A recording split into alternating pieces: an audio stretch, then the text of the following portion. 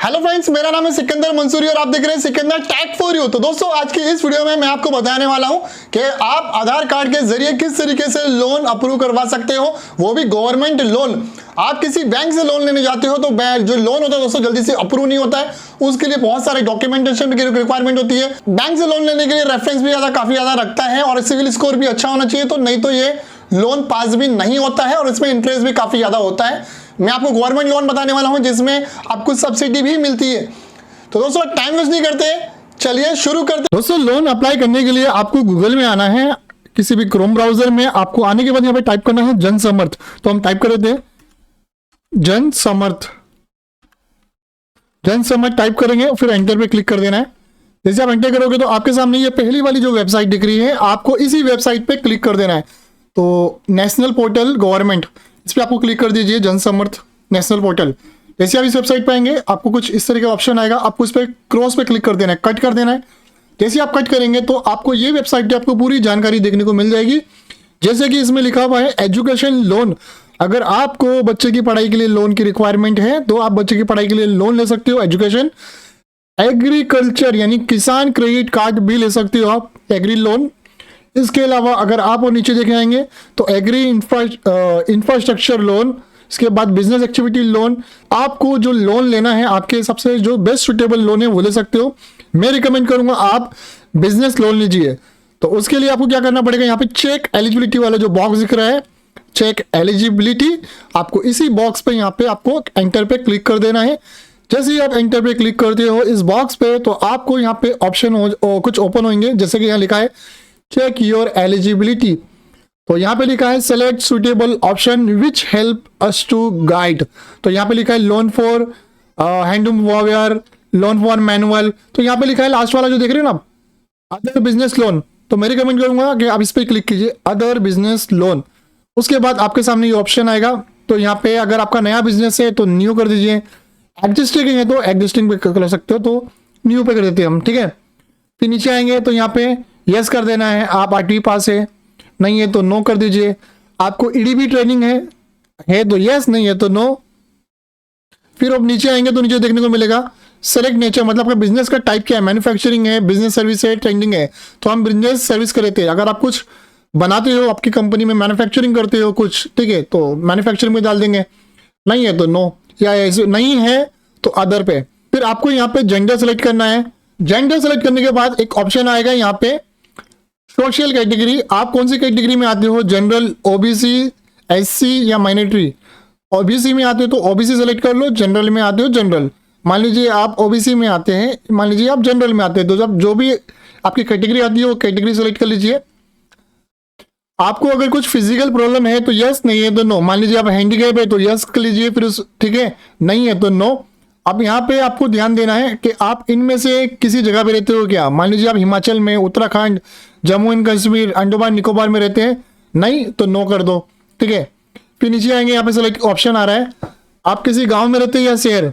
गांव में रहते हैं अगर आप तो रूरल सेलेक्ट कीजिए, सिटी में रहते हो अर्बन, रूरल, ठीक है। अब आपको यहाँ पे लोन अमाउंट डालना पड़ेगा, उससे पहले आपको इंडिविजुअल सेलेक्ट कर लेना। यहाँ पे आप खुद के लिए ले रहे हो, यहाँ पे आपको टोटल कितना लोन का रिक्वायरमेंट है। मान लीजिए आपके पास 2 लाख है और 4 लाख की रिक्वायरमेंट है, तो यहाँ पे आप डाल दीजिए 6 लाख, ठीक है। 6 लाख डालेंगे, आपके पास कितना पैसा है ऑलरेडी, मान लीजिए आपके पास ऑलरेडी 2 लाख है, तो आप यहाँ पे 2 लाख डाल दो, तो ठीक है। जैसे आप 2 लाख डालोगे तो ऑटोमेटिक यहाँ पे 4 आ जाएगा। मान लीजिए मैंने यहाँ पे 20,000 डाल देता हूँ तो ऑटोमेटिक 5,80,000 आ गया, ठीक है। मतलब इतना पैसा मिलेगा। मैं यहाँ 2 लाख डाल देता हूँ तो मान लीजिए आपको 4 लाख मिलेगा। अब यहाँ पे लिखा है कैलकुलेट एलिजिबिलिटी। अब यहाँ पे आपको कैलकुलेट एलिजिबिलिटी क्लिक करना है। जैसे ही आप कैलकुलेट एलिजिबिलिटी पे क्लिक करते हो तो आपके सामने कुछ इस तरीके का ऑप्शन ओपन होके आ जाएगा। अब आपको यहाँ पे देखेंगे तो 2 स्कीमें दिख रही है, पहला है PMMY, दूसरा PMEGP। मैं रिकमेंड करूंगा आप ये नीचे वाला लीजिए, इसमें आपको सब्सिडी भी मिलेगी और ये बेस्ट लोन है आपके लिए, ठीक है। तो उसके लिए करना क्या है, आपको यहाँ पे नीचे आना है। आप देखेंगे यहाँ पे लिखा है लॉगिन टू अप्लाई। अब आपको यहाँ पे लॉगिन टू अप्लाई पे क्लिक कर देना है। जैसे आप क्लिक करोगे आपसे यहाँ रजिस्टर पूछेगा, आपको मोबाइल नंबर और कैप्शन कोड फिल करके लॉगिन गेट ओटीपी पे क्लिक कर देना, आपके नंबर पे ओटीपी आ जाएगा। तो फटाफट हम लॉगिन कर लेते हैं। तो फिल कर लेते हैं हम हमारा फटाफट मोबाइल नंबर। कैप्शन फिल करने के बाद आपको यहाँ पे सेंड ओटीपी पे क्लिक करना है। जैसे सेंड ओटीपी पे क्लिक करोगे आपके नंबर पे एक ओटीपी आएगा, यानी मैसेज आएगा, टेक्स्ट मैसेज। अब हम ओटीपी फिल कर लेते हैं फटाफट। जैसे ही आप ओटीपी फिल करोगे ऑटोमेटिकली ये ओटीपी डिटेक्ट कर लेगा और आपके सामने कुछ इस तरीके का ऑप्शन आएगा। आपको दोबारा आना है यहाँ पे PMEGP लोन और आपको यहाँ पे प्रोसीड का ऑप्शन आएगा। आप प्रोसीड पे आपको यहाँ पे क्लिक कर देना है। यहाँ जैसे आप प्रोसीड पे क्लिक करोगे आपको यहाँ पे रिव्यू दिखा रहा है, रिव्यू डिटेल्स, यानी आपने जो फॉर्म फिल किया था स्टार्टिंग में, जो सारी डिटेल्स डाली थी वो सारी डिटेल्स यहाँ पे शो हो रही है। अब आपको देन कंटिन्यू पे क्लिक कर देना है। जैसे आप कंटिन्यू पे क्लिक करोगे तो यहाँ पे कंफर्मेशन मांगेगा और यहाँ पे बताएगा कि हम आपकी जो डिटेल्स है इस वाली वेबसाइट पे रीडायरेक्ट कर रहे हैं। तो आपको यहाँ पे प्रोसीड पे क्लिक कर देना है। जैसे आप प्रोसीड पे क्लिक करोगे आप एक नई वेबसाइट पे रीडायरेक्ट हो जाएंगे और जैसे ही इस वेबसाइट पे आएंगे तो आपको यहाँ पे बहुत सारे फॉर्म दिखेंगे। तो जैसे कि लॉगिन हो गया या एप्लीकेशन हो गया, तो आपको क्या करना है, यहाँ पे लिखा होगा एप्लीकेशन फॉर न्यू यूनिट, आपको यहाँ पे अप्लाई पे क्लिक कर देना है। जैसे ही आप अप्लाई बटन पे क्लिक करोगे तो आपके सामने एक फॉर्म ओपन हो जाएगा। अब आपको यहाँ पे ये फॉर्म फिलअप कर लेना है केयरफुली। यहाँ पे लिखा है Prime Minister Employment Generation Programme, ठीक है। अब आप देखेंगे आपको यहाँ पे पहला दिख रहा है आधार कार्ड नंबर। आपको फर्स्ट में यहाँ पे जो भी आपका आधार कार्ड नंबर है वो यहाँ पे फिल कर लेना है। फिर यहाँ पे एनरोलमेंट आईडी ऑप्शन है, अगर है आपको याद है आपके पास है तो डाल दीजिए, नहीं है तो इसके आप ब्लैंक छोड़ सकते हो, ठीक है।